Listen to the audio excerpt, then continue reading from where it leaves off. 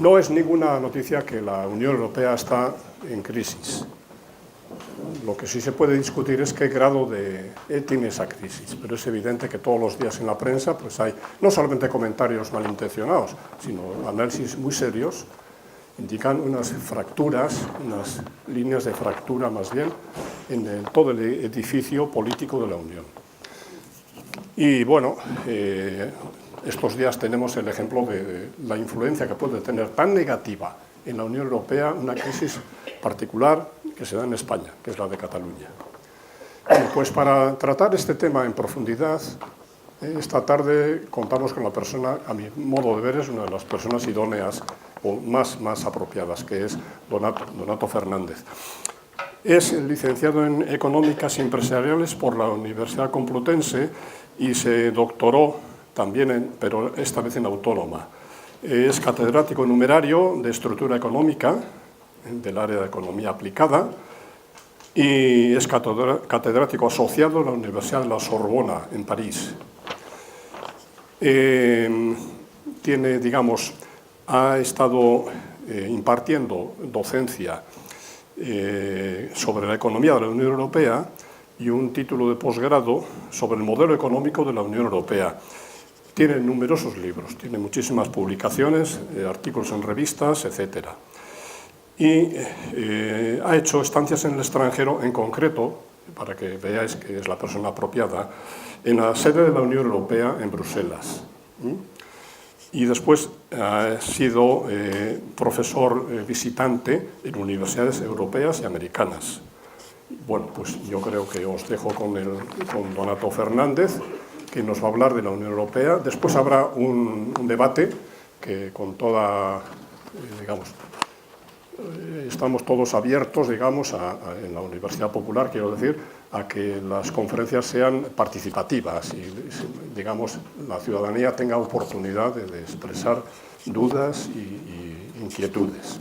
Muchísimas gracias de nuevo. Muchas gracias, Donato. Vamos a comenzar.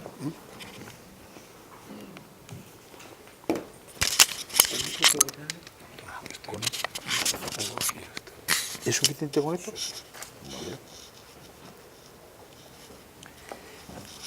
Con su permiso me voy a sentar. Muchas gracias por su asistencia. Muchas gracias, Gabriel, por tu invitación. Ya sabes que mientras tenga algo nuevo que decir, cada vez que invite vendré. Lo primero que quiero decir es que yo no lo voy a cansar con transparencia. Yo no voy a poner nada más que esta transparencia. No hay ninguna otra. Mi experiencia me dice que las transparencias no son apropiadas, ni para conferencias ni para la docencia. Hay que seleccionar muy bien el mensaje que se quiere transmitir y el continuo texto ni se atiende ni se comprende. Por lo tanto, esta es la única transparencia y la he puesto porque es lo que les voy a tratar de transmitir. Miren, ahí pues, lo tengo aquí, lo puedo ver. Voy a hablar de qué es la Unión Europea, pero muy brevemente, qué es jurídica y políticamente. Y voy a hablar también como tema muy introductorio en un segundo epígrafe, qué papel juegan los Estados en este proceso de integración. Y después me voy a meter en el núcleo central que pienso desarrollar, y es los desafíos de la Unión en el presente. Son muchos. Yo he seleccionado los 4 grandes desafíos que a mi modo de ver tiene y que voy a tratar de explicarles lo mejor que pueda y en un tiempo máximo que no supere la hora, y si la supera me cortas. Esos 4 desafíos es, por una parte, el Brexit, la salida del Reino Unido de la Unión. El segundo desafío que tiene actualmente importante es concluir la Unión Económica y Monetaria. El tercero es fijar sus fronteras, las fronteras de la Unión, y paralelamente la política de vecindad. Y el cuarto es ir un paso más hacia la unión política. Terminaré con unas breves conclusiones muy genéricas.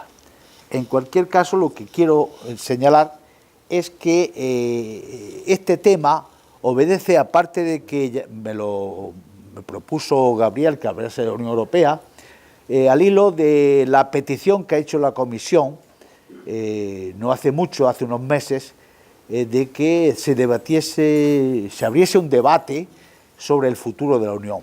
Yo lo que os voy a decir aquí es mi respuesta a ese debate. Por lo tanto, pues vamos a entrar en materia y voy a tratar de resumirle mi pensamiento con relación a esa cuestión. En lo que más insistiré es en el Brexit, porque me parece que es el tema más candente que hay ahora, el que nos está ocupando, y esto pues naturalmente puede ligarse con la situación catalana, que estoy dispuesto a contestar las preguntas que se me hagan y en la forma en que yo pueda conocerlas. Iniciando entonces la cuestión, la Unión Europea, diciéndolo en sentido negativo, no es una federación y no es una confederación. Jurídicamente no es ninguna de estas dos cosas. No es una federación, puesto que los estados que la componen, los 28, no están federados y hay un ente federador. Tampoco es una confederación. Los estados tienen plena autonomía en sus relaciones internacionales y en gran parte de las políticas internas. No es tampoco una confederación. Si no es una federación y no es una confederación jurídicamente, ¿qué es la Unión Europea? La Unión Europea es una organización internacional de ámbito europeo.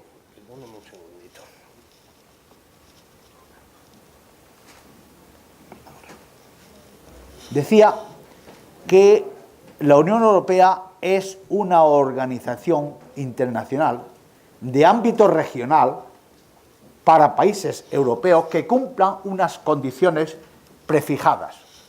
Es una organización en la cual se ingresa voluntariamente. Esto explica mucho del por qué los procesos son lentos, aparentemente, y si eres admitido en esa solicitud, tras unas negociaciones, pues puedes entrar. Es una organización muy peculiar. No existe otro ejemplo en el mundo, no ha existido otro ejemplo tampoco, y merece una atención especial en todo el mundo, no solamente entre nosotros, que nos ve afectado directamente, sino en todo el mundo. Entonces, yo diría que la Unión Europea es una organización internacional dotada de competencias supranacionales que utiliza el método comunitario.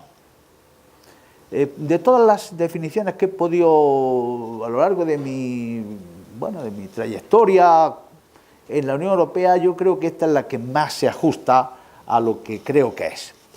Y es una organización internacional, ya lo he dicho, porque está en un tratado firmado por estados.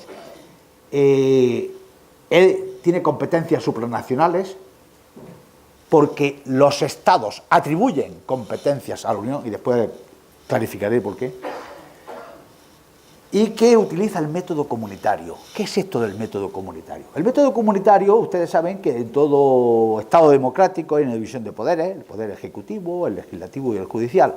Entonces, en la Unión Europea esto no se da con tanta precisión, porque no es un Estado, ni es una federación, ni es una confederación. Entonces, es un método en el cual consiste que un ente, una institución, la Comisión, tiene la función de propuesta casi en monopolio, en exclusiva. El 99,9% de los actos jurídicos de la Unión los propone la Comisión. Y luego esos actos jurídicos los adopta bien la institución que los tenga que adoptar, puede ser la propia Comisión, o puede ser el Consejo, o puede ser el Parlamento Europeo, o los adopta el Poder Legislativo de la Unión Europea, que es conjuntamente el Consejo Europeo y el Parlamento. Entonces, tenemos esos actos jurídicos que son legislativos si los adopta la autoridad legislativa y no legislativos los demás. Bien, dicho esto, fijaos que he comenzado diciendo definiendo negativamente a la Unión Europea, lo que no es jurídicamente. Ahora voy a decir algo más, matizando un poco lo que he señalado. La Unión Europea tiene elementos federativos. No es una federación de estados, pero tiene elementos federativos. El ejemplo clarísimo es la Unión Económica y Monetaria de la que les voy a hablar. ¿Por qué? Porque hay un ente, el Banco Central Europeo, que es una institución, que tiene poder, competencia en exclusiva sobre la política monetaria. Y nadie puede influir sobre, por lo menos teóricamente, sobre el Banco Central Europeo, ni ninguna institución de la Unión, ni ningún Estado de la Unión. Tiene elementos confederativos, porque he dicho que no era una confederación, pues tiene elementos confederativos. Políticamente, la Unión Europea la dirige una institución que es el Consejo Europeo, que es el que toma las decisiones y dice a dónde se va. Y ahí están los jefes de Estado y de Gobierno que se reúnen por lo menos una vez cada 6 meses. Y luego tiene un tercer elemento, que es un elemento de cooperación. Fíjense, lo que hace la Unión Europea está todo en un bloque de integración. Es decir, que en ese bloque de integración lo que decida el Poder Legislativo hay que hacer, y lo que decida, por supuesto, el mini Poder Ejecutivo de la Comisión. Pero tiene un elemento que no está en el bloque de integración, es como un salón, digamos, toda la Unión, y tiene un compartimento que es el bloque de cooperación. El bloque de cooperación no está integrado en la integración y se refiere en concreto a la política exterior y de seguridad común. Puede integrarse, está previsto, pues los tratados, sobre todo el actual, lo tiene clarísimo, pero no está. Por lo tanto, es un elemento de cooperación. ¿Qué significa esto? Los estados cooperan y las instituciones de la Unión tienen un poder mínimo sobre esa cooperación. Tienen poder, pero muy poco. Por lo tanto, estas son las cuestiones de partida para que se entienda lo que después pienso transmitirles. La integración europea la han hecho los estados. Esto quiero dejarlo claro, no la han hecho las regiones, no la han hecho los ciudadanos, la han hecho los estados. Y los estados son las partes contratantes. Ninguna región, por ejemplo, que se separase de un Estado miembro, caso de Cataluña, podría continuar formando parte de la Unión, puesto que no es parte contratante. Esto yo lo dije hace muchos años, cuando empezaron el proceso catalán, y lo tengo escrito. Bueno, pues ha tenido que llegar la comisión y de repetirlo 15.000 veces. Bien, segundo, los estados son los que atribuyen competencias. Es decir, la Unión Europea tiene competencia de atribución, como una organización internacional. Los estados les ceden las competencias que voluntariamente decidan en consenso. Y el principio de atribución significa que lo mismo que se ceden esas competencias se podrían renacionalizar. No se ha dado casos, pero podría. Es decir, el Tratado de Lisboa lo prevé. Y los estados son los que dirigen el ritmo y la profundidad de la integración. Es decir, los estados, en este caso, están en el Consejo Europeo, ¿no? El Consejo Europeo, que es la reunión de jefes de Estado y de Gobierno. Por lo tanto, esta es la realidad de la cuestión. Hemos hecho una integración muy interesante, pero se ha hecho de arriba a abajo. Desde el año 52, que comenzó con la CECA, la han decidido los estados, no han participado ciudadanos, hasta 1979, que tuvimos las primeras elecciones al Parlamento Europeo, y allí pues pudimos participar, pero tenemos una participación mínima todavía.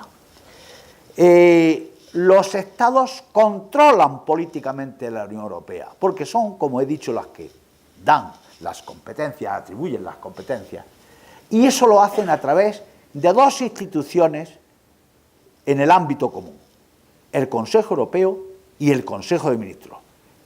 el Consejo de Ministros es hoy eminentemente una institución de carácter legislativo, pero en el pasado fue básicamente político. Bien, estas dos instituciones son instituciones comunes, pero intergubernamentales, es decir, es el hilazón que hay entre los Estados y la Unión. Cuando hay un Consejo de Ministros, van los ministros de los 28 Estados miembros, y cada uno está pensando en su Estado, aunque tengan que decidir. ¿Está claro? Bien, este proceso de integración en el que nos hemos embarcado hace pues casi 70 años, es abierto en el tiempo y es abierto en el espacio. Abierto en el tiempo porque se han ido sucediendo una serie de tratados a lo largo de la historia, desde los orígenes con la CECA, en el 58 con las comunidades europeas, la Comunidad Económica Europea, el Eurotón, y actualmente los tratados de la Unión, el último de los cuales es el Tratado de Lisboa, que es el actualmente vigente. Y es abierto geográficamente, puesto que comenzó con 6 estados, estamos en 28, dentro de un año tendremos 27, y dentro de unos pocos más tendremos, no se sabe cuántos, 34, 35, por lo que después os voy a decir. ¿Cuál es uno de los problemas que tiene la Unión Europea y que hay que combatir desde todos los frentes democráticos? Es el problema del nacionalismo y es el problema de los populismos. Y estos problemas siempre han existido, pero se han agravado como consecuencia de la ampliación de la Unión Europea hacia el este y de la crisis económica de 2008. Cada vez tienen más fuerza y cada vez hay que tratar de controlarlos más.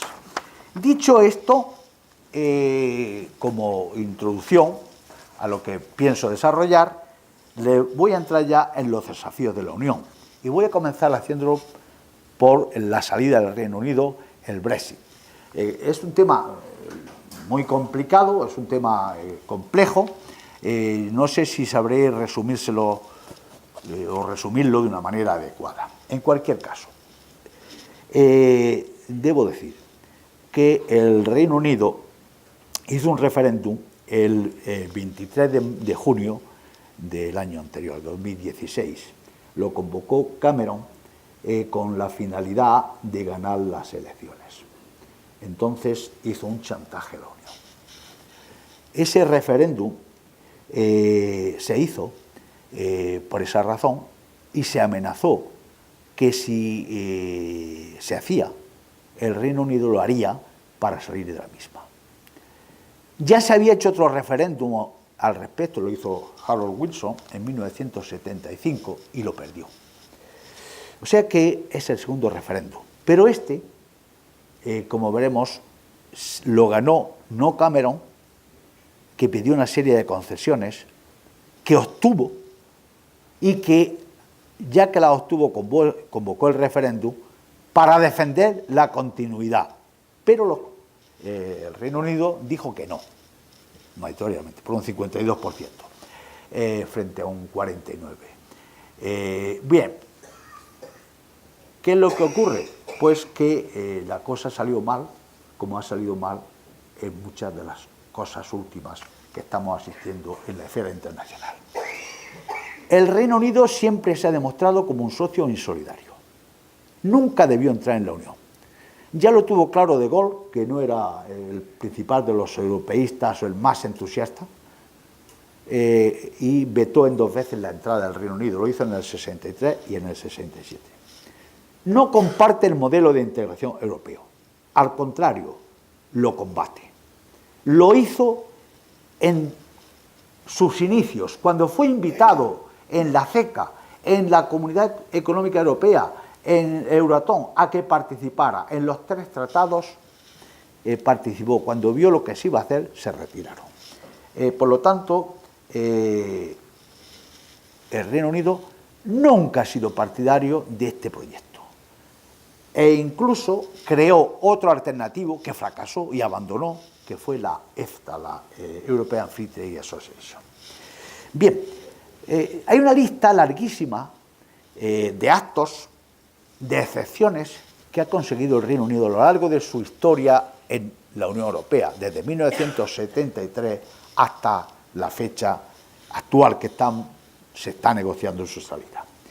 Por ejemplo, por citarle algunos, después si alguien quiere yo se lo ampliaría, pero no puedo detenerme. En el compromiso de Luxemburgo, que era un compromiso que forzó De Gaulle, y es que cuando un asunto importante afectase a un Estado, este pudiese vetarlo. Bueno, pues la señora Thatcher vetó todo, porque todo era asuntos importantes para el Reino Unido. Entonces, eso fue tremendo. Entre 1966 y 1987, el Reino Unido vetó todo lo que pudo. El cheque británico de 1984, es decir, la contribución que el Reino Unido hace al presupuesto de la Unión, le parecía desorbitada y negoció la señora Thatcher que se le devolviese. Y se hizo. Se hizo, pero bueno, con unas condiciones especiales, pero que ahí está.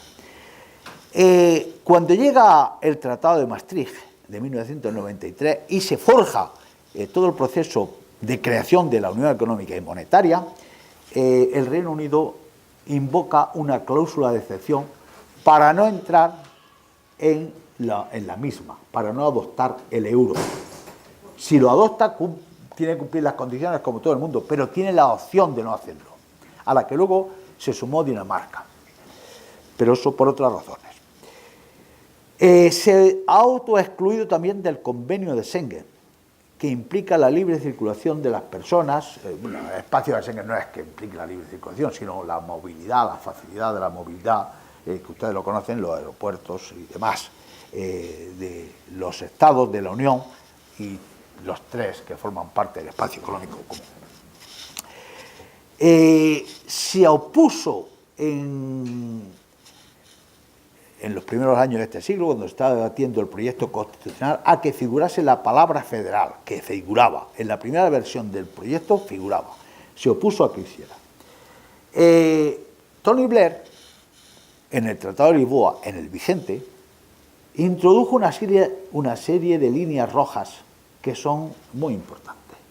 Por ejemplo, la Carta de Derechos Fundamentales de la Unión solamente se aplica en el Reino Unido en la medida en que sea compatible con su legislación. El espacio de libertad, seguridad y justicia creado por este tratado no le afecta al Reino Unido. El Reino Unido ha puesto todos los impedimentos que ha podido en la política exterior de seguridad común. Si Europa no tiene una defensa común, el Reino Unido es bastante responsable. En medidas fiscales que hay que aprobar por unanimidad, siempre se ha opuesto cuando veía afectada la situación del Reino Unido. Y se ha opuesto a los símbolos de la Unión. Estas cosas que son simbólicas pero que son importantes. Por ejemplo, la bandera, el himno, la moneda, la divisa, el Día de Europa, son signos que iban a figurar en el Tratado de Lisboa, que ya figuraban en el proyecto constitucional. Pues no figuran porque el Reino Unido se opuso.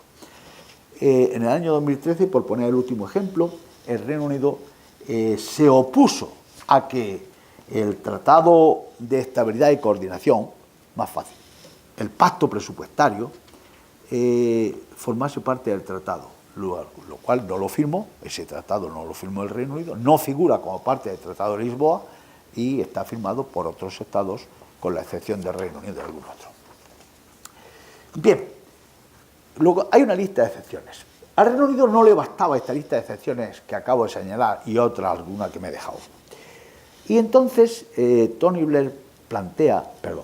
Cameron plantea que va a hacer un referéndum para la salida del Reino Unido de la Unión si no se le concede una serie de peticiones que hacía en una carta que dirigió al presidente del Consejo Europeo, Donald Tusk.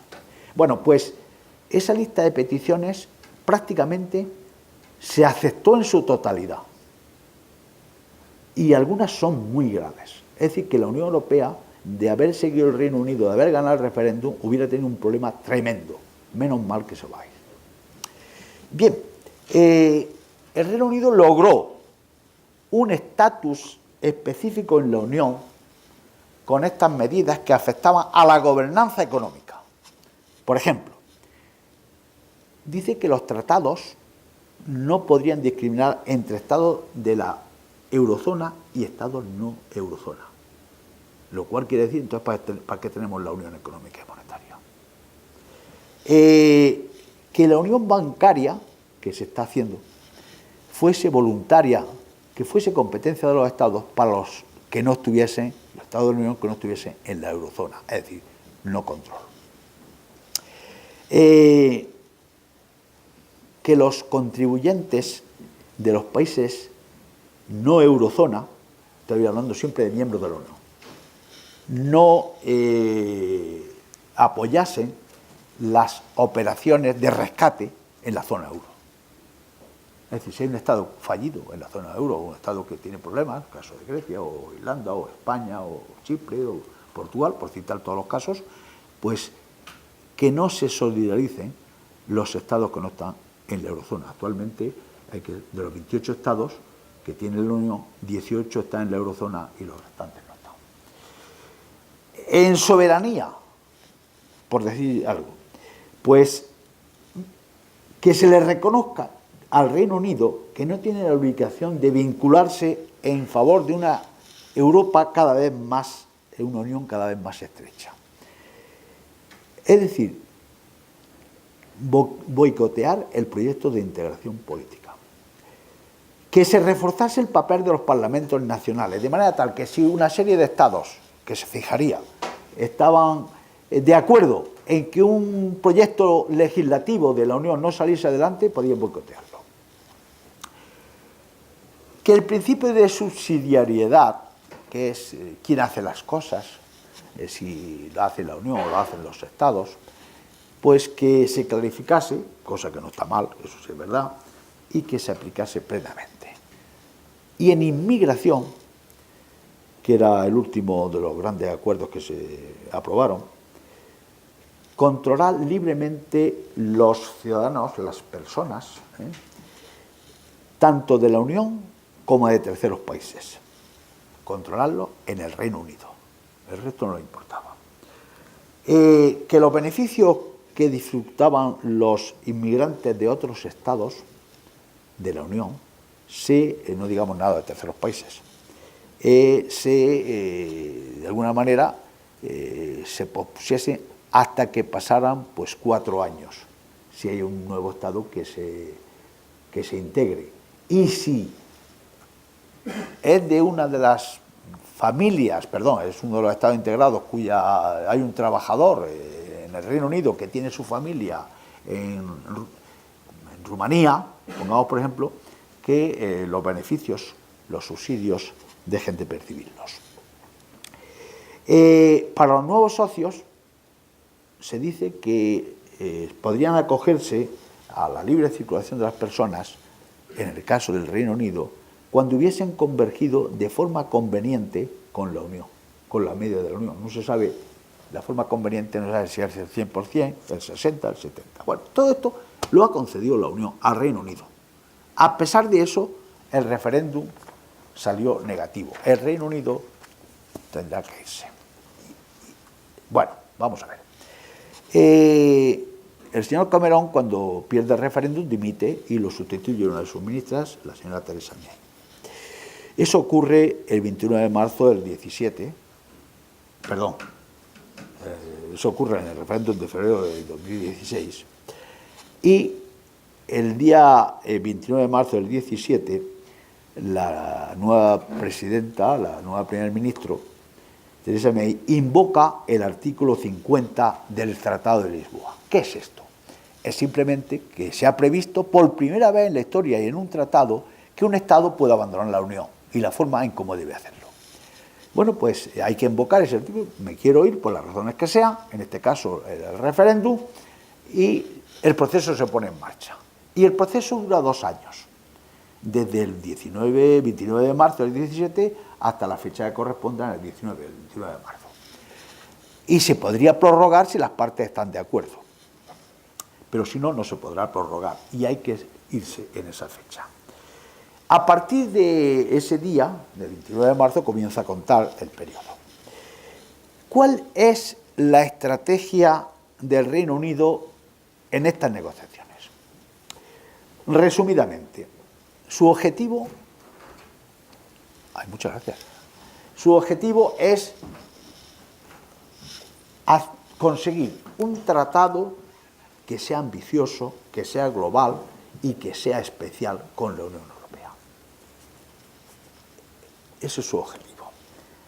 Y para ello formula una serie de principios que uno los lee y la verdad es que son simpáticos. La mayor parte de autoalabanza, somos un país grande, somos la avanzadilla de la investigación internacional, tenemos un estado de bienestar fabuloso. Bueno, pero aquí nos interesa es que el gobierno del Reino Unido quiere controlar absolutamente la inmigración procedente de otros estados, que ya lo había conseguido prácticamente con las medidas anteriores, y al mismo tiempo una cosa que es contradictoria, que esas medidas no se apliquen a Irlanda del Norte.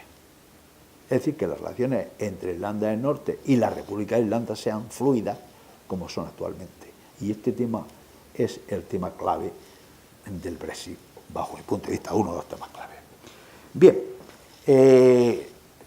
por una parte quieren controlarlo todo y por otra parte que se le deje una puerta falsa para seguir haciendo sus negocios con la Unión Europea y sobre todo no poner en peligro la paz en Irlanda del Norte, que me parece muy bien, pero bueno, esta es la realidad. ¿Y la Unión Europea qué dice? La Unión Europea dice que en estas negociaciones su estrategia habrá dos fases y así se está cumpliendo. En una primera fase, que todavía no ha concluido, que tenía que haber concluido en la última ronda de negociaciones, pero que quizá lo haga la próxima, hay que alcanzar un acuerdo económico sobre las obligaciones financieras del Reino Unido hasta 2020. Aunque se vayan al 19, hay compromisos adquiridos hasta 2020 y tiene que cumplirlos. Y que esa retirada tiene que ser ordenada, tiene que ser segura para las personas físicas, para las personas jurídicas y las restantes partes interesantes. Esa primera fase de las negociaciones bloquea la segunda. Si no se supera esto, si no se llega a un acuerdo en esta primera fase, no se pasa a la segunda. Por lo tanto, se suprimirían las negociaciones. No me llega a ese extremo, pero puede llegarse. En esa segunda fase es cuando se fijaría un acuerdo provisional con el Reino Unido, en tanto se negocia un acuerdo definitivo de asociación que puede llevar pues entre 5 y 15 años. Bien, así es como están las cosas. No hemos pasado de la primera fase, estamos en ello. El Reino Unido parece que es un negociador duro, pero que no ha hecho muy bien los deberes. La Unión Europea en esto pues se ha mostrado unida, eso es muy importante, y hasta ahora pues se está exigiendo que se cumplan las cosas. ¿Qué efectos puede tener el Brexit? Son importantes para ambas partes y dependerán mucho de cómo pues se negocie, cómo sea el resultado final de la negociación. Cuando más duro sea el Brexit, cuando menos se consiga, si no hay acuerdo, pues será la situación más dura. Entre esa y el acuerdo, pues toda la intermedia. Para el Reino Unido, políticamente, ¿qué significa o puede significar una salida dura de estas negociaciones? Pues puede significar desaparecer como Estado. Así de claro. El problema es tan grave en Irlanda del Norte que se ha conseguido una paz, un tratado que se firmó hace unos años, y que con los recursos de la Unión Europea se han hecho programas muy interesantes para mantener esa paz, la gobernabilidad en Irlanda del Norte. Ya saben ustedes que es un tema complicadísimo entre los unionistas y la facción católica, y bueno, pues este es el problema gordísimo, que podría llegar la cosa a extremos. Podrían pedir la unificación de toda Irlanda. es decir, el norte integrarse en el sur. Y esto lo admite una facción y no lo admite la otra. Y el problema de Escocia, que está ahí, Escocia planteó que si el Reino Unido salía de la Unión Europea, ellos querían salir del Reino Unido para seguir en la Unión Europea. Y esto se puede plantear. Las consecuencias económicas. Hay aquí dos tipos de consecuencias. Uno, la que voy a denominar efecto directo. La factura que tiene que pagar el Reino Unido por salir de la Unión Europea. ¿Cuánto lo va a cobrar de aquí a 2020 por abandonar la Unión, por hacer los traslados correspondientes a las agencias, por atender a los funcionarios, etcétera, etcétera? Las estimaciones no son públicas. 60 a 100.000 millones de euros. Estas, bueno, pues es lo que se está negociando actualmente. Y como se está negociando, puede ser menos o puede ser lo que se negocie. ¿Qué efectos pueden derivarse una vez que salga el Reino Unido? Pues depende de cómo se produzca esa salida. Pero bueno, el Producto Interior Bruto del Reino Unido podría reducirse en un 5%. Entre, bueno, 2020 y 2035. Eso significaría un coste de unos 111.000 millones de euros adicionales. Total, el Reino Unido, en la peor de las situaciones, pagaría una factura que se estima entre 160 y 210.000 millones de euros. Eso no es poco. Es el equivalente al Producto Interior Bruto de Irlanda, de la República de Irlanda, y supera con creces al Producto Interior Bruto de Portugal, al de Grecia y al de Finlandia. Este es el coste que se estima para el Reino Unido en la peor de las hipótesis. ¿Son estos los únicos problemas que va a tener la salida? No, tiene otros. Por ejemplo, en el ámbito social, por decir alguno concreto, pierden la ciudadanía de la Unión, que, bueno, pues tiene algunas ventajas. En el ámbito jurídico, los bancos pierden el pasaporte europeo, los bancos del Reino Unido. Es decir, que el pasaporte europeo es, ahí se abre una sede bancaria en cualquier país y puede operar en todos los demás. Y en el ámbito internacional, tiene que recomponer todo el marco de relaciones internacionales, puesto que el que tiene actualmente es el de la Unión. Y la Unión, naturalmente, los acuerdos que tenga de tipo bilateral con otros estados no son extensibles al Reino Unido después de su salida. Luego, el panorama que tiene el Reino Unido no es pequeño. Para la Unión Europea también tiene pérdidas, esto no cabe duda. Tiene pérdidas políticas, por ejemplo, desaparece o se va uno de sus estados con más raigambre democrática, con, bueno, un país muy importante en el ámbito económico, por ejemplo, pues significa una pérdida del 15% del PIB de la Unión, un 12,5-13% de la población, etc. Y las consecuencias de la salida se estiman para el PIB de la Unión Europea una pérdida entre el 0,5 y el 1%, en un periodo que iría hasta 2030, 10 años. Eso significa que el coste de la salida del Reino Unido para la Unión Europea puede estimarse entre 50 y 117.000 millones de euros. Es un coste mucho menor que el que tiene que pagar el Reino Unido, infinitamente menor. Es un coste importante, pero es un coste asumible. Lo que ocurre es que ese coste no se distribuye entre los 27 estados de la Unión de forma homogénea, sino que 3 países serán los más afectados: Alemania, Francia y España. Esos son los 3 países más afectados por la salida del Reino Unido. Sigo con el Brexit, pero ya voy a concluir. ¿Y qué va a pasar en el futuro? ¿Qué va a pasar a partir de 2019? Pueden pasar 2 cosas. Primer supuesto, que el Reino Unido no se vaya. No es descartable, aunque es muy improbable, pero el Reino Unido puede continuar siendo miembro de la Unión Europea porque lo que se le avecina y lo que ya tiene es muy gordo. ¿Por qué podría suceder esto? Por múltiples razones. Por ejemplo, porque se hiciese un nuevo referéndum y se diese favorable a la permanencia. Porque el Parlamento porque el Parlamento británico no aprobase el acuerdo final. En fin, por múltiples razones, no muchas, pero algunas. En ese caso, tendría que dilucidarlo el Tribunal de Justicia de la Unión Europea.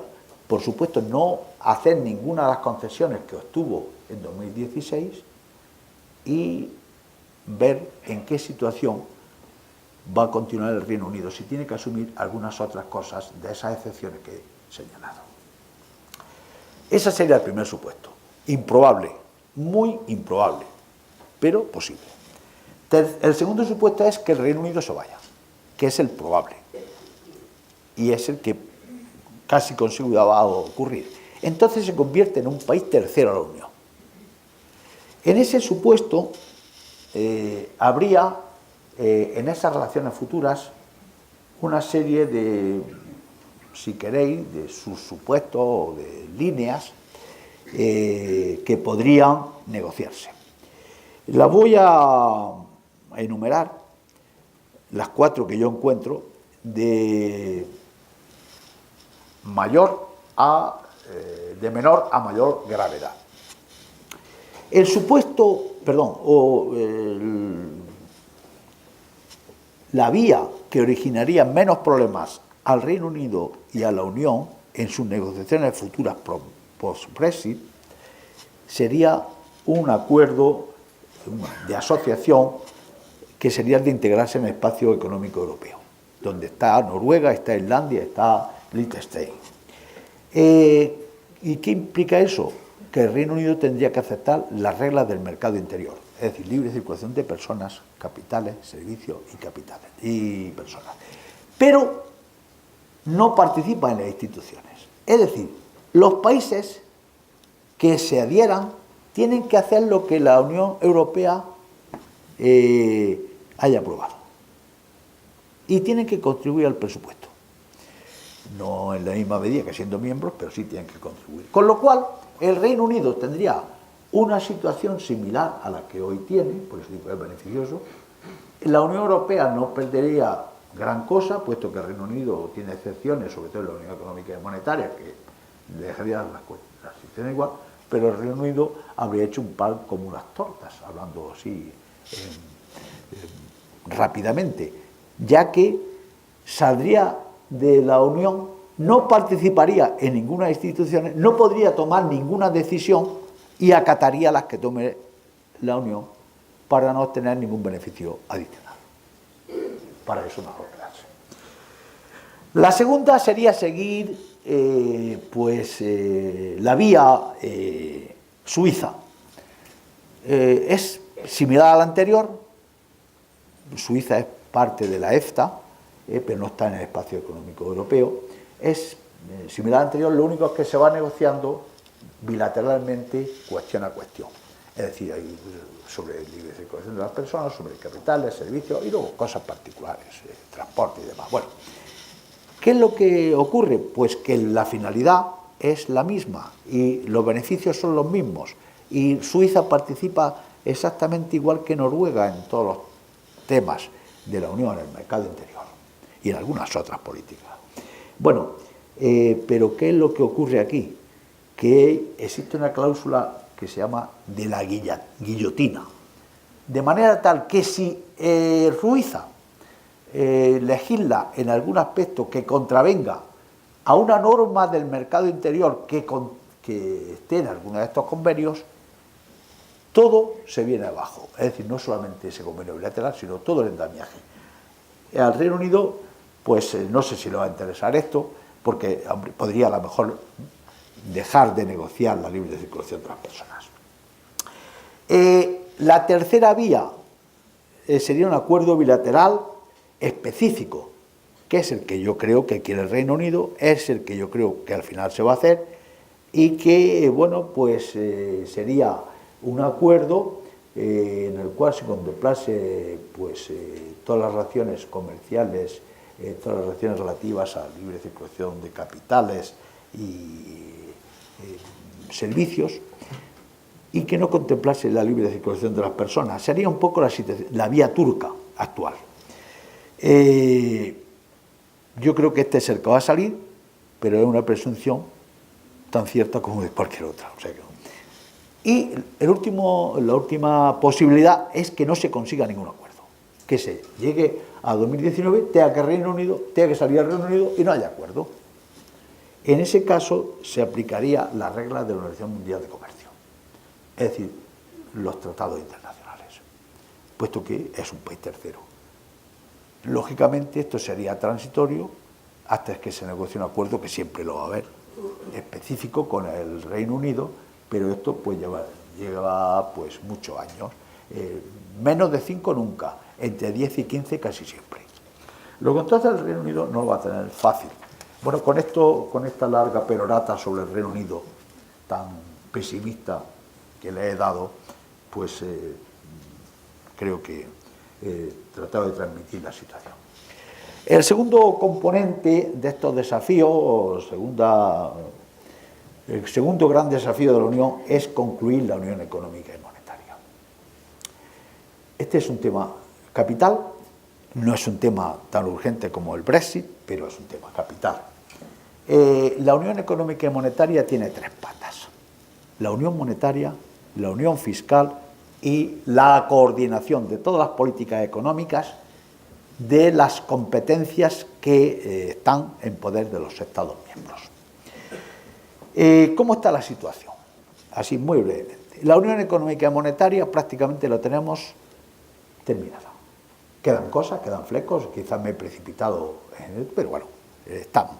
Y lo que no está terminado está encauzado. Tenemos un Banco Central Europeo con unas competencias que hay que ampliar, esto lo diré más adelante. Es un banco que controla la inflación, que es su función básica. Existe un tipo de cambio único entre los 18 estados de la eurozona.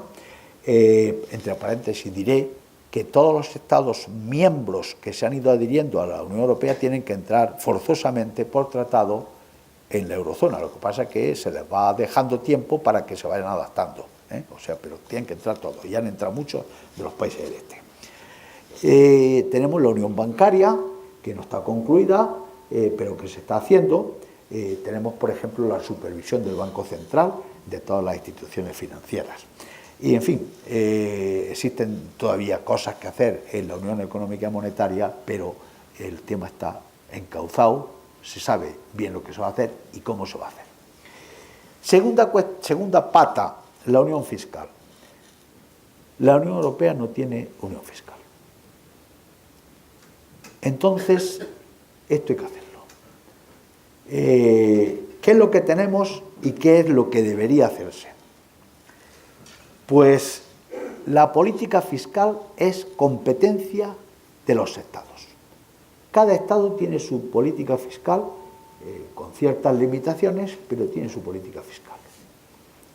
Tiene sus impuestos propios y sabe cómo ordenarlos, etc. ¿Qué se ha hecho en política fiscal a nivel comunitario?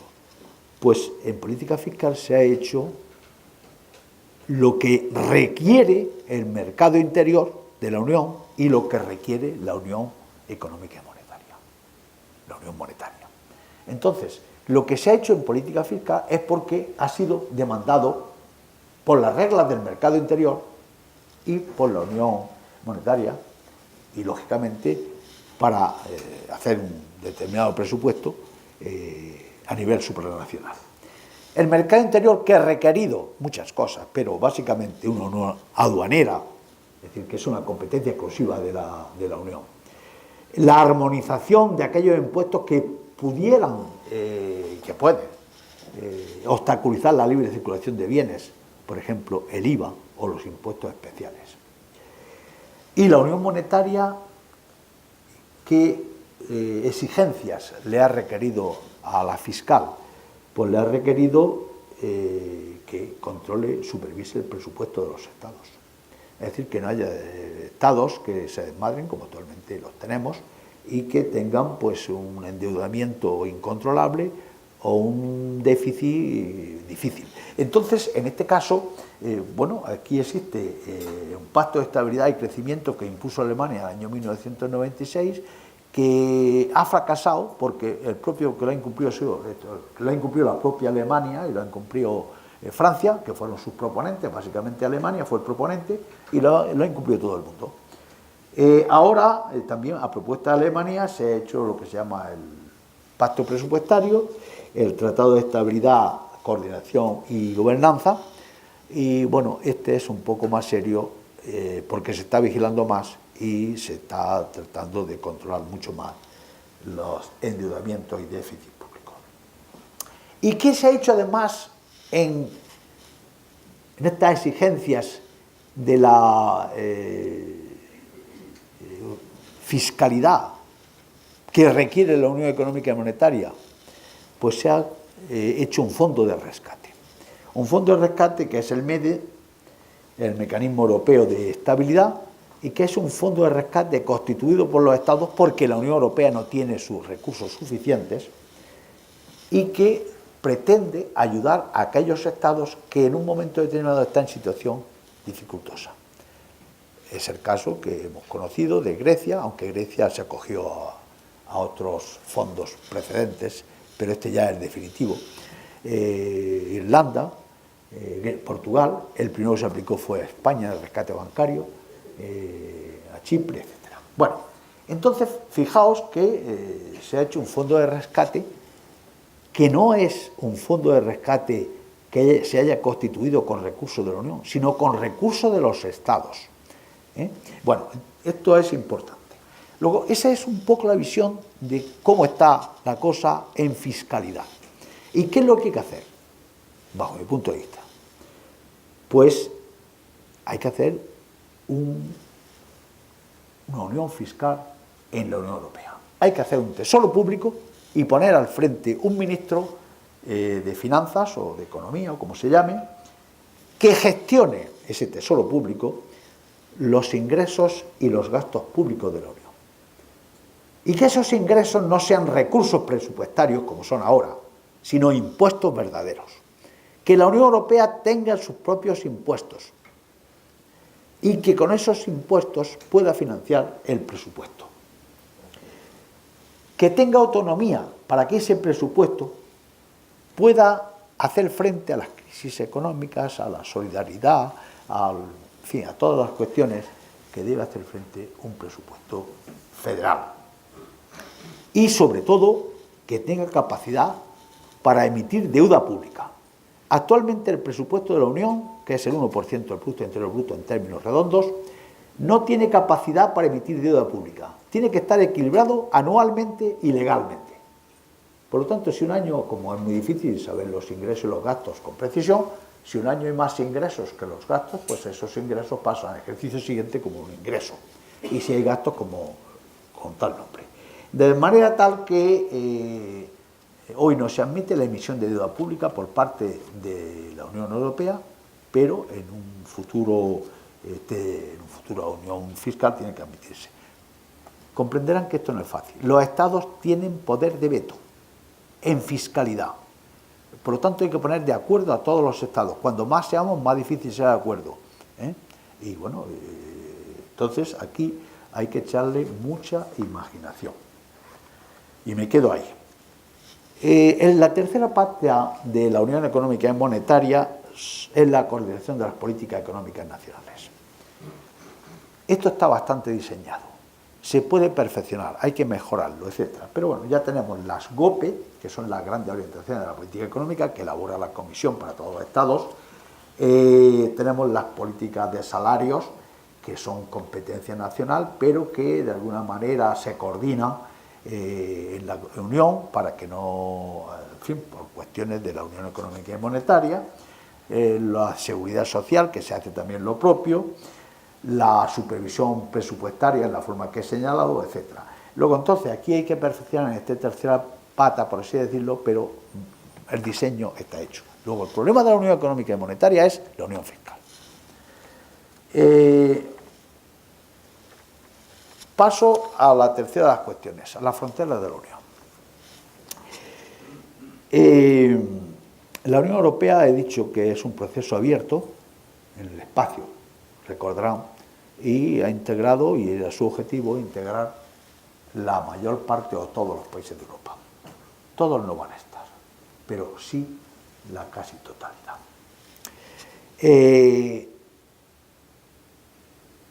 La Unión Europea tiene que fijar sus fronteras futuras, es decir, hasta dónde quiero llegar, hasta dónde.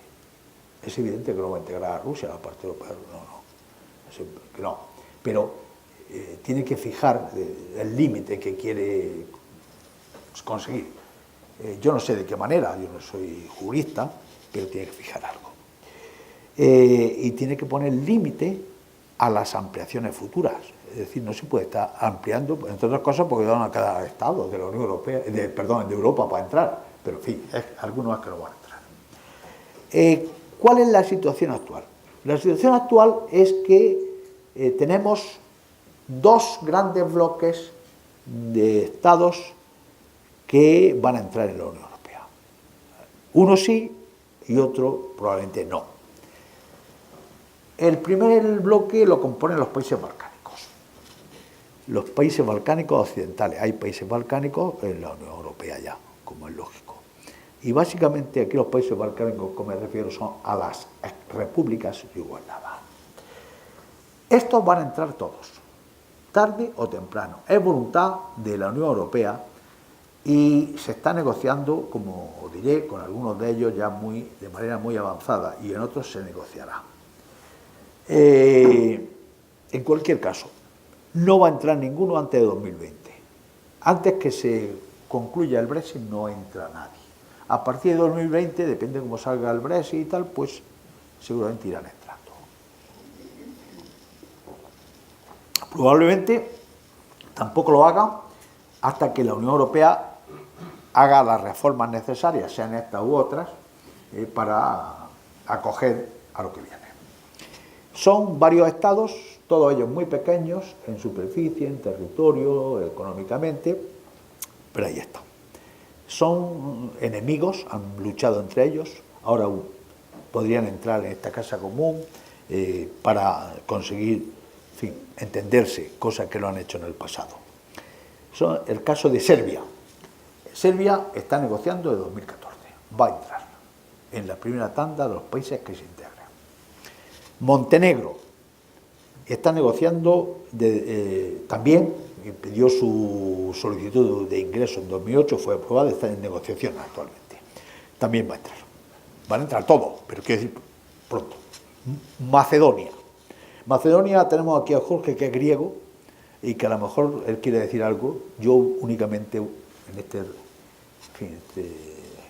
flash que quiero dar, decir que Macedonia tiene un problema, que es que quiere llamarse Macedonia, y en Grecia hay otra, está la Macedonia, y entonces la cuestión del nombre, y eso está limitando las negociaciones.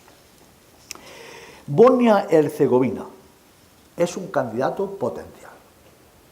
Va a entrar, pero no se sabe cuándo, tiene que pedir, hacer la solicitud y negociarse, y en fin, todo esto. Kosovo, como sabéis, hoy ha declarado la independencia unilateral, ha sido apoyada, es una provincia que pertenece a Serbia y también es un candidato potencial. También está en el dique seco, pero también va a entrar. Luego esto sería el primer bloque de países, con lo cual se completaría toda la Yugoslavia más Albania. Bueno, el segundo caso es Turquía. Turquía es el novio eterno de la Unión. El primer acuerdo de asociación se firmó entre Turquía y la Unión Europea, lo que entonces era la Comunidad Europea, en 1963, igual que el de Grecia. Cuando se firma un acuerdo de asociación entre la Unión y cualquier Estado europeo, se firma para que entre como miembro. En este caso no ha sido así y espero que no sea así. Pidió su ingreso como miembro del Pleno del Derecho en 1987 y es candidato, fue aceptado su solicitud en 1999 y se está negociando desde el año 2005. Estas son negociaciones muy largas, son negociaciones muy complicadas y con resultado incierto. Y quiero aclarar esto último. Cuando la Unión Europea negocia con un candidato, ese candidato entra por lo menos por parte de la Unión Europea. Si él tiene algún problema particular, como puede ser el caso de Noruega, y decide no entrar, eso es otra cuestión. Pero la Unión Europea no se ha dado ningún caso de un candidato que haya iniciado negociaciones y que después no hayan concluido por culpa de la Unión, no por otras razones. Turquía no debe entrar en la Unión Europea. Esto es una opinión tajante mía, naturalmente, y sujeta a debate, como toda opinión. No cumple los requisitos, no cumple ninguno de los requisitos.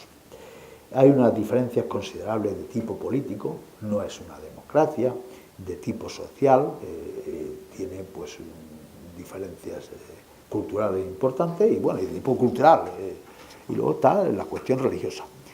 Si Turquía entrase en la Unión Europea pasaría de tener un 5% de sus 500 millones actuales de términos redondos de habitantes a un 20%. Es decir, que ya una quinta parte de la población musulmana comprenderéis que tiene mucho peso. ¿Cómo entraría Turquía? Con las mismas condiciones de Alemania. Tendría un peso en las instituciones de la Unión igual que Alemania, porque Turquía sería el primer país en territorio de la Unión y el segundo en población hasta unos años. Dentro de unos años pasará también a Alemania. Está ya en 80 millones, Alemania pues le lleva 1 o 2. De manera tal que tendría un peso mayor que Francia y un peso mayor que Italia, en el supuesto de que no siga el Reino Unido. Eso no lo va a admitir ni Francia ni Italia.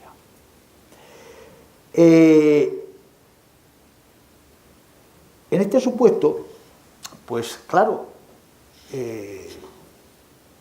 esta participación sería desmedida, sería acorde con su población, que muchas veces las instituciones tienen una participación proporcional, pero estaría en contradicción con su peso económico.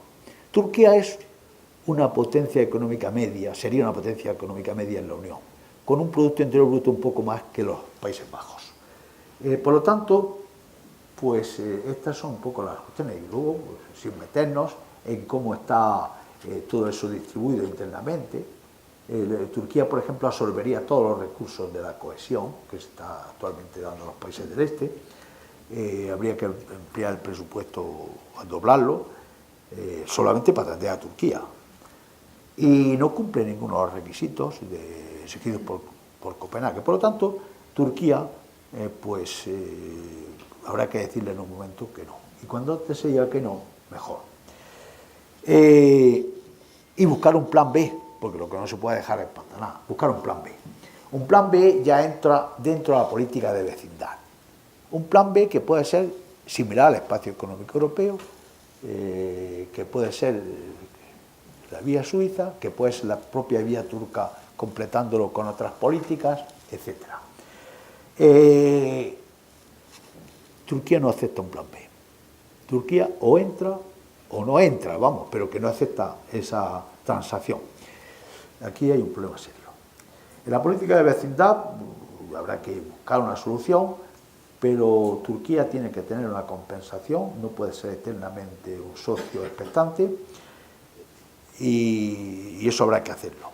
Y esa política de vecindad, con unos acuerdos específicos, la política de vecindad ya existe en la Unión Europea, incluso con los países del norte de África, habría de extenderse al Reino Unido cuando salga, con los acuerdos que se negocien a largo plazo, ese acuerdo especial, etcétera, que puede ser parecido o no con Turquía, y habría que extenderlo a Ucrania, que es un socio que no es socio, es un expectante que quiere entrar en la Unión Europea, pero que la Unión Europea no estoy seguro de que ese socio le interese mucho habida cuenta de sus relaciones con Rusia. De manera tal que Ucrania lo mejor sería también ofrecerle un plan B de buena vecindad, con participación en la mayor parte de las cosas, pero nunca en las instituciones. Nunca en la institución de Turquía, nunca en la institución del Reino Unido. Con esto concluyo este tercer punto, y no sé ni cómo voy de hora, pero bueno. Y voy a meterme en el último. Hay que avanzar en la integración política. La Unión Europea debiera convertirse, nosotros tal vez no lo veamos, en los Estados Unidos de Europa. Ese era el sueño que tuvieron en el pasado muchos visionarios, y ese es el sueño que debemos seguir manteniendo. Lógicamente no se puede pasar de la noche a la mañana a un proceso de una organización internacional con unas características muy peculiares a un Estado federal. Pero bueno, sí se puede ir haciendo gradualmente. En esa situación habría que revisar la actual arquitectura institucional de la Unión. Es decir, todo esto vendría enmarcado en una nueva Constitución. Una Constitución que puede estar en un tratado, pero en un futuro prever que desaparezca ese Estado y se quede la Constitución. El gobierno europeo, en esa reforma institucional, debería formarlo la Comisión. La Comisión actual transformarse en el Ejecutivo Europeo de verdad, y con un presidente de la Comisión elegido por todos los ciudadanos, como se elige el presidente de un gobierno de cualquier Estado, aunque transitoriamente se pueda seguir el modelo actual. En el poder legislativo, pues el Parlamento Europeo sería la Cámara Baja. Habría que perfeccionarlo en una serie de cosas, pero lo tenemos ya hecho. Y entonces habría que crear un Senado europeo para que entendiese las cuestiones territoriales de los estados que federa, de las regiones, de todo. Entonces ahí sería una transformación de lo que es actualmente el Consejo de Ministros y del Consejo Europeo, y de los añadidos que se hicieran. Entonces, eso naturalmente ni está previsto ni nada, eso se lo cuento a ustedes porque se me ocurrió a mí, no porque usted lo haya previsto nadie. El Banco Central Europeo. El Banco Central Europeo, que a otras grandes instituciones, pues está diseñado.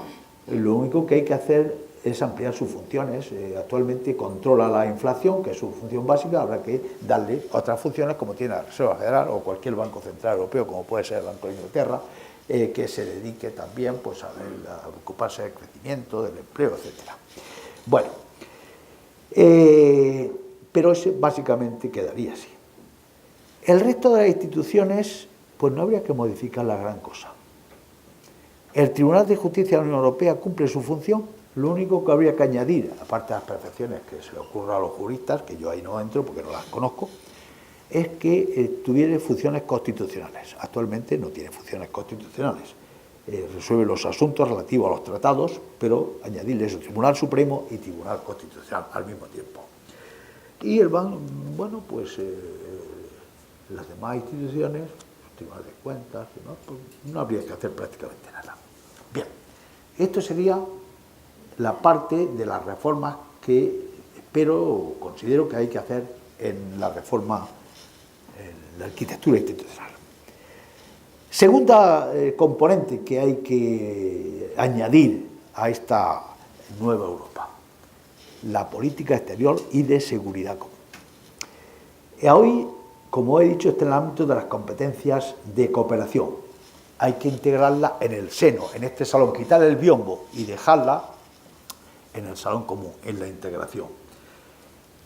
En un supuesto de fusión, incluso antes, la diplomacia europea y las relaciones internacionales de la Unión deben tener una sola voz y un solo voto. Que no haya 28 votos y 28 voces en los organismos internacionales. Y en política de defensa, hacer una defensa europea. Actualmente no estamos gastando la mitad del presupuesto que Estados Unidos, no tenemos nada. que puede compatibilizarse con la OTAN, o sea que no habría ningún problema. Esto ya no entiendo nada, es un problema, bueno, es una sugerencia, pero que en cualquier caso yo más allá no sé ir. Habría que completar la Unión Económica y Monetaria, lo que les he dicho, las competencias y funciones del Banco Central, y añadir la Unión Fiscal, de la manera que les he señalado. Por supuesto, hacer la armonización fiscal. Ustedes saben que hay como unas 600 figuras impositivas en toda la Unión Europea actualmente. Eso es un disparate. 600 tributos diferentes. Y establecer un verdadero presupuesto federal. Un presupuesto federal se estima que podría tener en torno a 8-10% del Producto Interior Bruto, multiplicar por 10 el actual. El actual está en torno a 140.000, 150.000 millones de euros.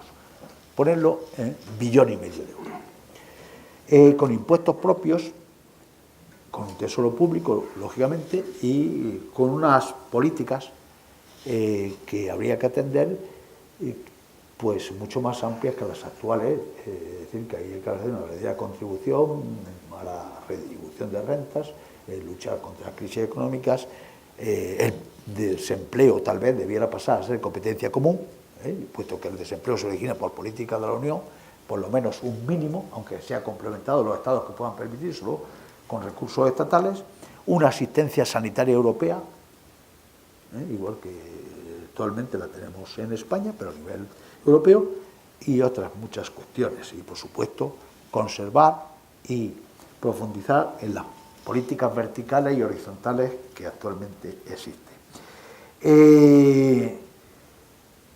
Había una cosa que quería señalarles, que es ese presupuesto tendría que financiarse con impuestos comunitarios.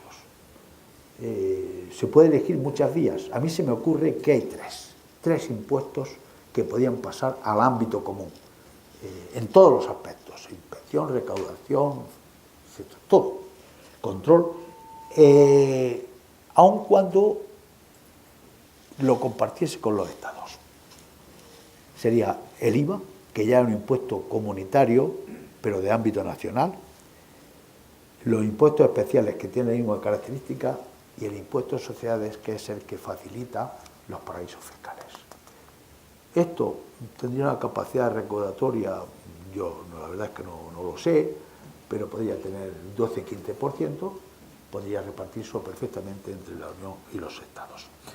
Y, por supuesto, integrar las competencias que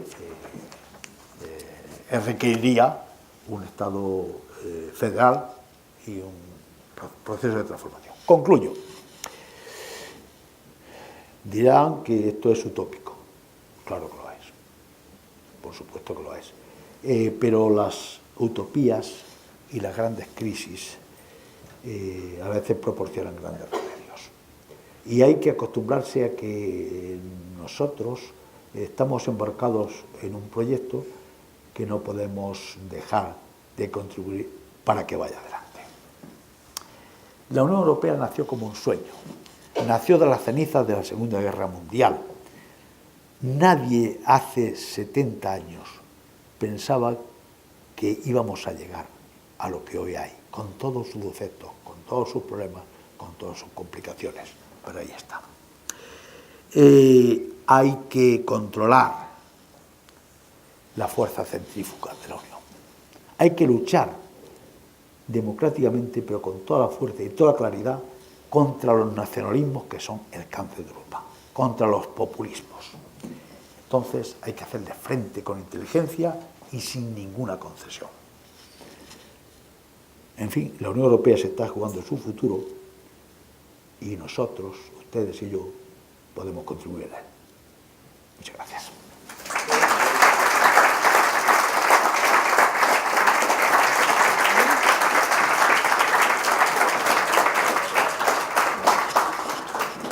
Me he pasado.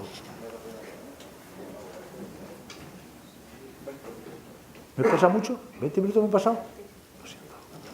Lo siento.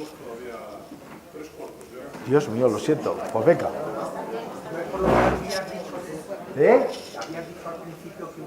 Sí, pero yo creo que no comienza a las 7, comienza después. Vale.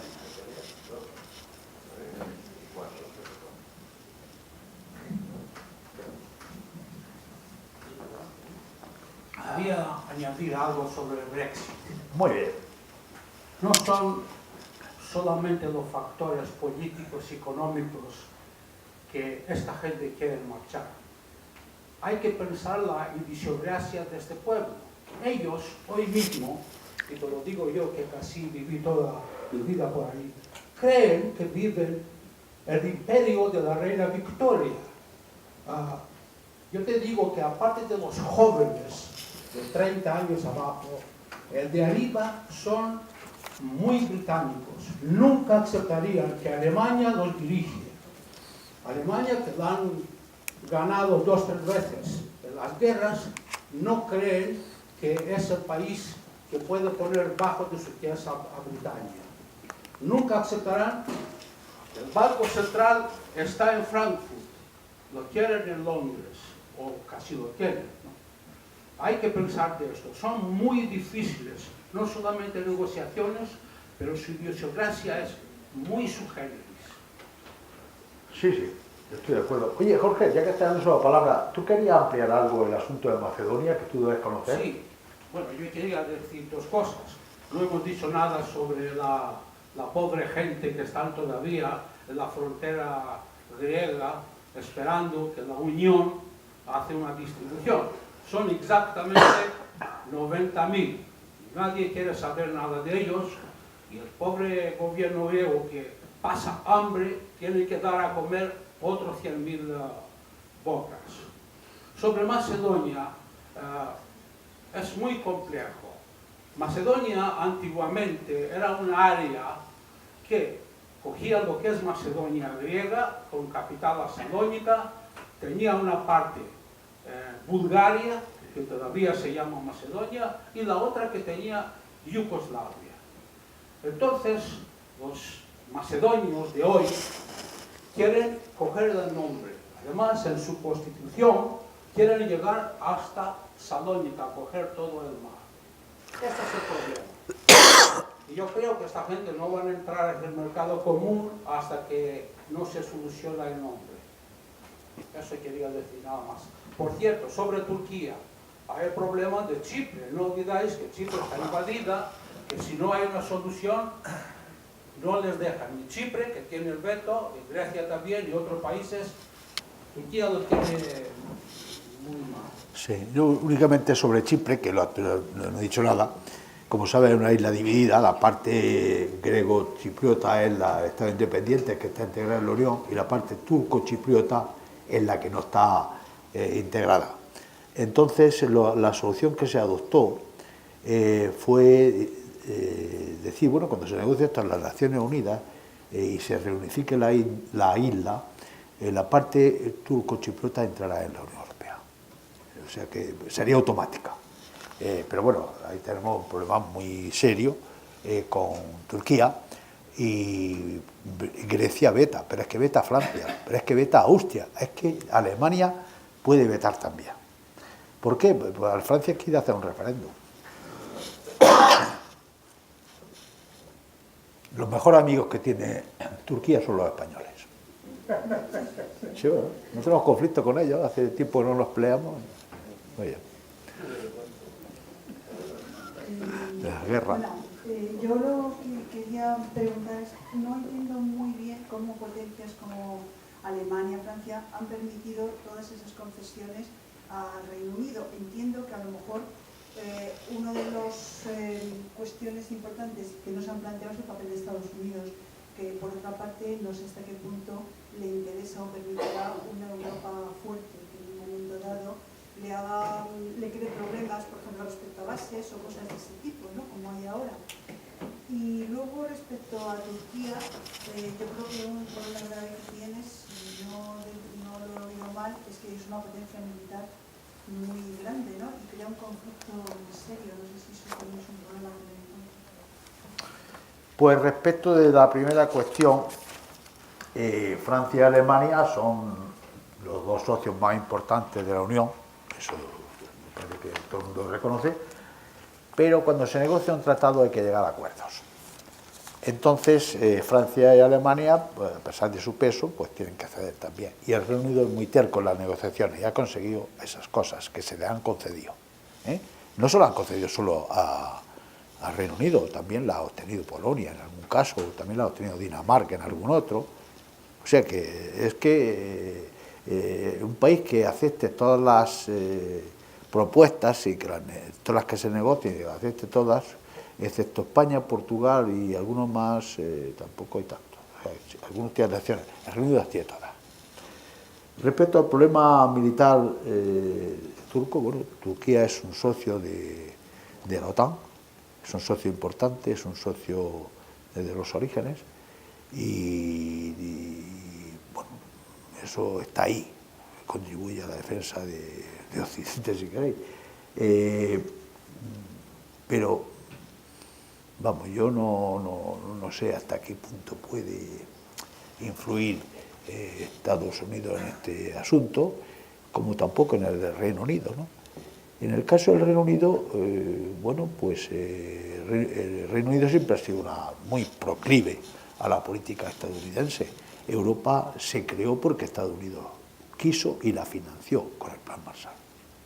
Y la impuso, se la impuso a Francia. Es que los franceses nos han contado historias que no son ciertas, es que ellos tuvieron la idea, no. La idea fue de Estados Unidos, del Plan Marshall. ¿Le interesa a Estados Unidos una Europa fuerte? Depende, siempre que defienda sus intereses. Le interesa una Europa fuerte económicamente, pero muy débil políticamente y en defensa. ¿Hasta qué punto económicamente? Bueno, pues hasta el punto de que no ponga en cuestión su moneda, por ejemplo. Y el euro ha puesto en cuestión el dólar. Los Estados Unidos han gastado mucho dinero en financiar estudios en contra de la eurozona y de la inviabilidad del proceso. Luego Estados Unidos no llega un momento en que no quiere que esto avance mucho más, pero ya es un hecho. Y lamento lo de Turquía, pues es que no recuerdo muy bien su cuestión, era de asunto militar, de manera que yo naturalmente pues conozco lo que leo en la prensa, no más allá.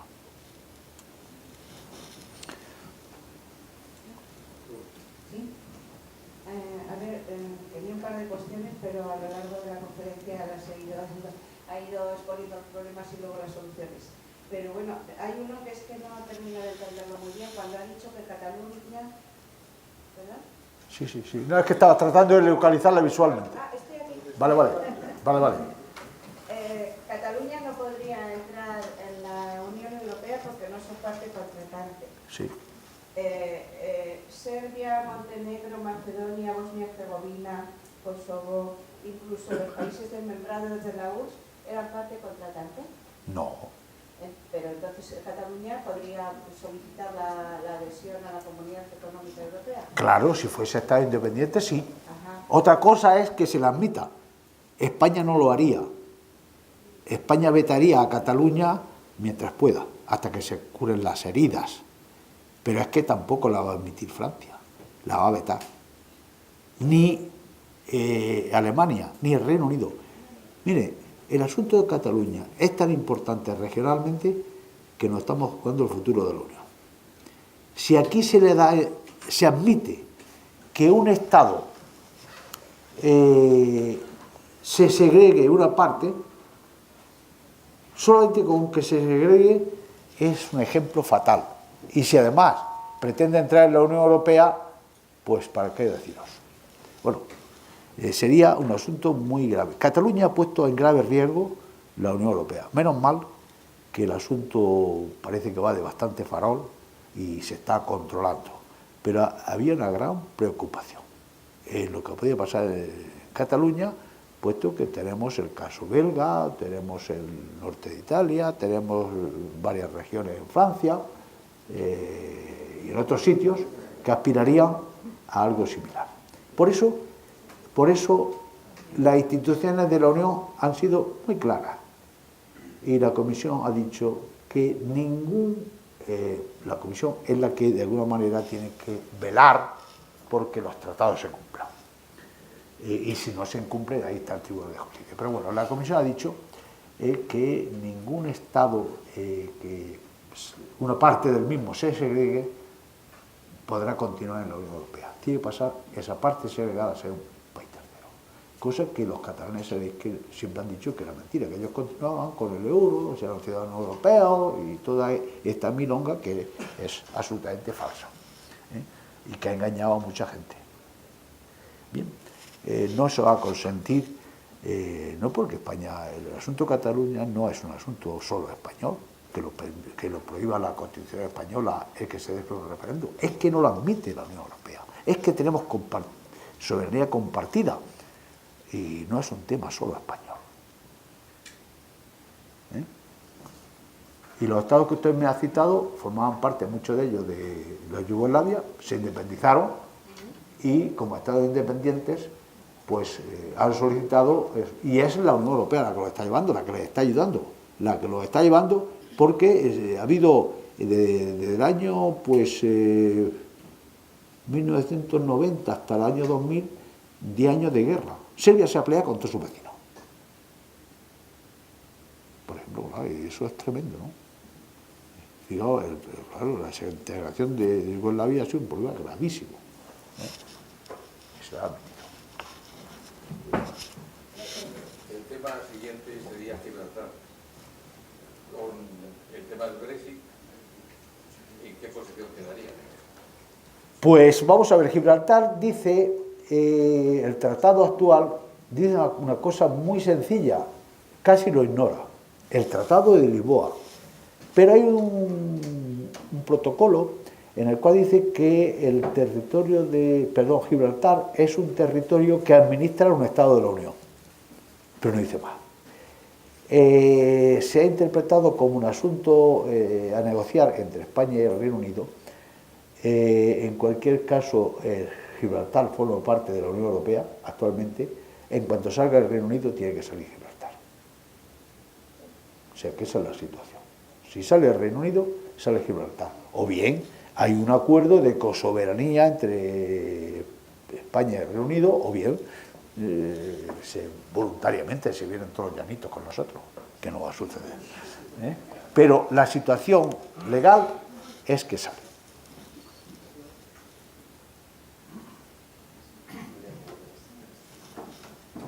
Bueno, yo primero quería felicitarte por tu exposición, porque en poquísimo tiempo has sintetizado 17 o 18 políticas, lo cual es muy complicado. Yo quiero hablar de las personas. Voy a empezar por un caso muy concreto.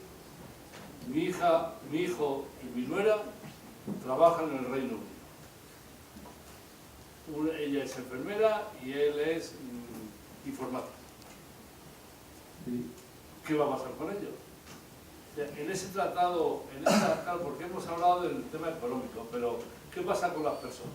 ¿Qué pasa con los derechos de las personas en todo ese contexto? Y segundo, ¿qué pasa con temas tan importantes en el ámbito europeo como el medioambiental? Porque Europa es la vanguardia a nivel mundial de toda la defensa y todas las políticas medioambientales. Y claro, eso no solo con respecto a Inglaterra, sino eso va a seguir profundizándose. Y ahora está más parado de lo que debe, pero tiene que seguir profundizándose. Creo que hay esos dos temas, porque como hay mucha gente que va a hablar... Yo te voy a dar mi opinión, pues está negociando. Mi opinión es que los residentes comunitarios en el Reino Unido van a mantener la situación que actualmente tiene. Los que se verían afectados serían las personas que emigrasen cuando el Reino Unido salga de la Unión Europea. Entonces, esto es lo que parece que se está tratando de asegurar por el momento. Y si en el tratado provisional o en el definitivo se contemplase la libre circulación de las personas o algún estatus específico para los ciudadanos de la Unión en el Reino Unido, pues ya lo veremos. Pero ahora sería consolidar lo que hay. En la situación, porque estén allí con su residencia y con... Se habla de 5 años. Sí, bueno, el permiso de residencia también se renueva aquí cada 5 años. La gente que no tiene la nacionalidad española. Pero bueno, pues parece que eso sí se va a conseguir. porque ahí se está, yo creo que se está avanzando. Sí, esto es lo que... Y el segundo tema era el medio ambiente. Bueno, el Reino Unido no es el mejor cuidador del medio ambiente. La Unión Europea puede tener un problema importante con los temas medioambientales una vez que salga el Reino Unido. Esto no cabe duda, porque claro, tiene pues muchos problemas derivados del petróleo, pesca, etcétera, y otros residuos que pueden poner en peligro. ¿Qué va a pasar? Pues bueno, pues supongo que se llegará a un acuerdo, pero aquí el tema del medio ambiente es que no es un asunto europeo, es un asunto mundial. Y como aquí no nos concienciamos todos, y Estados Unidos no está por esa labor actualmente, pues no es un tema que vamos a tener que luchar muchos años. Pues eso me parece que es lo que está sucediendo. Ahora, la salida del Reino Unido no va a favorecer la política medioambiental de la Unión. Va a empeorar. Ese es mi criterio. Sí, perdona que vuelva sobre el tema de la soberanía. Es que comentabas que en los países próximos, según tu punto de vista, próximos a integrarse, estaba Kosovo. Sí. Me ha parecido entender, ¿no? Sí, sí. Kosovo Está. declaró unilateralmente su independencia, Sí. se segregó de Serbia, Sí, sí. y fue porque Alemania lo impuso a la Unión Europea. Que yo sepa, Kosovo no está reconocida por España, y no está reconocida por el precedente precisamente que le podía suponer para la soberanía española el tema del País Vasco. Mal precedente, de alguna manera fue la Unión Europea la que destapó la caja de los truenos. Entonces, bueno, esto está abierto y ojalá, yo estoy de acuerdo contigo en que no es nada oportuno, nada conveniente que el populismo, el nacionalismo, de alguna manera, que es un poco lo que ha llevado a las guerras mundiales a Europa, se reproduzca, ¿no? Pero bueno, al final, papá Alemania, en función de quién gobierne, qué intereses haya en cada momento, puede desarrollar o impulsar el aclamar eso, o al contrario, porque ya hemos visto en las últimas elecciones el partido nazi, el partido extremo, la fuerza que ha tenido, ¿no? O sea que ese es un tema que está abierto, y en todo caso España tiene derecho de veto a la hora de admitir o no en la Unión Europea a Kosovo, a ver qué hace el gobierno español. Ya. Bueno, ciertamente, únicamente una matización. Kosovo se independizó unilateralmente, pero con una negociación internacional. Ya había negociado con Estados Unidos el asunto. Y el primer país, o el que le dio el place, fue Estados Unidos. Por supuesto, Alemania también. España no lo ha reconocido, junto con, hay algunos más, Grecia y algún otro. Creo que son 3 los que no han reconocido a Kosovo. Y yo creo que lo que se haga, pero esto es tan verdad como la que puede decir otra persona, o puede decir otra persona, es que de alguna forma se encauzará el tema como que sea una parte de Serbia y que forme parte de esa asociación a efectos de las instituciones. Pues claro, es que aquí tenemos países de 300.000 habitantes, como Malta, pero si son Vallecas. Claro. ¿Y cómo va a tener derecho de veto Vallecas sobre la Unión Europea? Sobre un asunto que necesite unanimidad. ¿Cómo lo va a tener Kosovo? Si es que no. Luego entonces, yo no sé qué solución se va a dar. España, de nuevo, no lo reconoce. España vetaría esa entrada por razones de coherencia, pero alguna solución va a haber. ¿Cuál? En política todo es posible, el arte de hacer las cosas, pues, de hacer lo imposible posible, porque ya se la inventará, y seguramente las invenciones que van a hacer cuando se calmen estas cuestiones es decir, bueno, si tú entras con estado de autonomía propia dentro de Serbia sin representación en las instituciones. No, esto es una opinión tan cogida por los pelos que no sé si va a valer para el pelo que pienso. Por favor, ¿cuál sería el interés del Reino Unido en mantener, una vez que sale de la Unión, abierta la frontera con Irlanda del Norte? Es decir, ¿por qué esa zona, que realmente es mínima, tiene tanto interés como se ve en las negociaciones que siguen una y otra vez? Pues mire, es evidente, ahí se remonta a la independencia de una parte de Irlanda, lo que es constituida Irlanda, la República de Irlanda, la parte sur de la isla, que creó la independencia, consiguió en los años 20, 1925 aproximadamente, hubo una guerra. Entonces el norte una parte de la isla no se incluyó en esa separación. Ahí hay dos facciones muy claras y hay que visitar la zona para medio darse cuenta. La facción de los unionistas, que son los protestantes, favorables a la continuidad de la unión con el Reino Unido. Y luego están los católicos que quieren integrarse en Irlanda del Sur, porque son la misma historia. Bueno, eso ha cortado muchos muertos. Pues hasta hace 10, 15 años, muchos. No recuerdo si han sido 5 o 6 mil muertos lo que ha costado del terrorismo. Se consiguió un acuerdo, se llama el Acuerdo del Viernes Santo, por el cual el gobierno de Irlanda del Norte se haría por coalición forzosa en proporción a los votos obtenidos por las fuerzas participantes en las elecciones. O sea que no hay que hacer coaliciones, están hechas. Forzosamente, pues tienes un 20% de esto, tienes el 20% del poder en el gobierno. Es una coalición forzosa. Eso lo impuso las negociaciones y la Unión Europea, de alguna manera, para llegar a ese acuerdo. Ese acuerdo era con Irlanda, ese acuerdo era con el Reino Unido y, naturalmente, con Irlanda del Norte. Y fue aceptado. La situación es que eso, con muchas ayudas, con muchos programas de reciclaje sobre terrorismo y con muchas ayudas que se están dando a Irlanda del Norte, pues la verdad es que se ha conseguido una paz. No sé si precaria o no, pero una paz.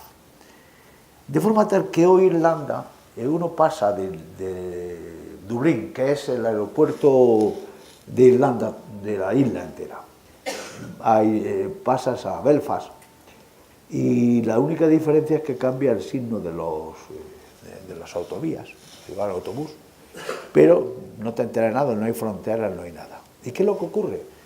Pues cosas tan simples como que una persona puede estar viviendo en un pueblo, en Irlanda del Norte, y trabajar en uno limítrofe de Irlanda del Sur, que los niños pueden ir a colegio, a una u otra. Se estima que en torno a 30.000 personas diariamente cruzan la frontera. Si eso se corta y se establece una frontera y hay que enseñar el pasaporte y hay que, en fin, se somete a restricciones, el terrorismo resurgirá. Porque entonces los católicos pedirán un referéndum por irse a Irlanda del Sur. Y están divididos y ahí no saben lo que va a pasar. Ese es el tema de fondo. El Reino Unido lo que quiere es una situación como la actual. Pero claro, ¿qué es lo que pasa?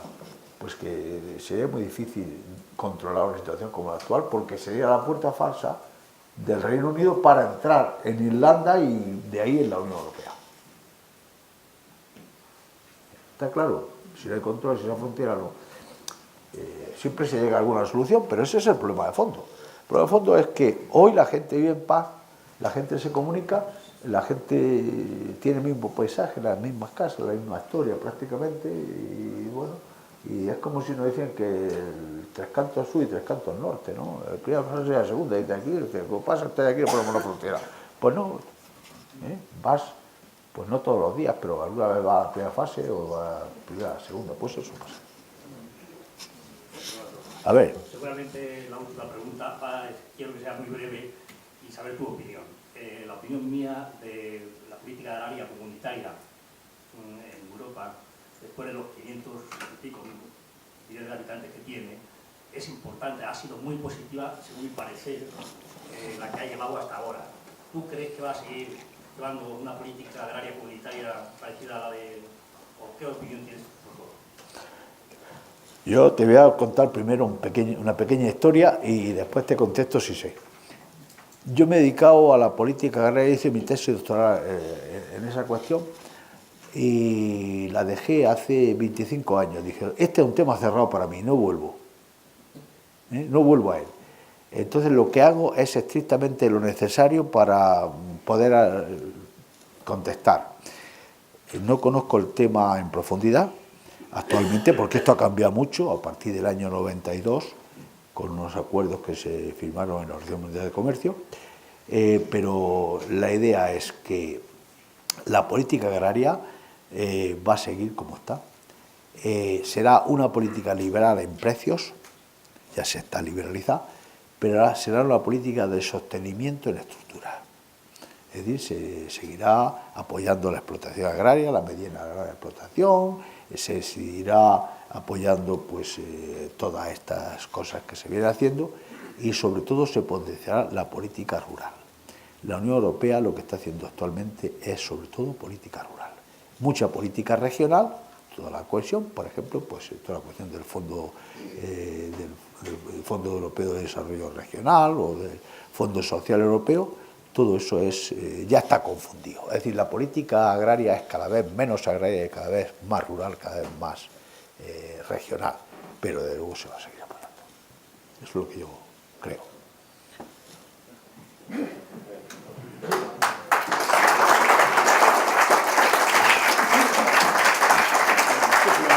Nada, por favor.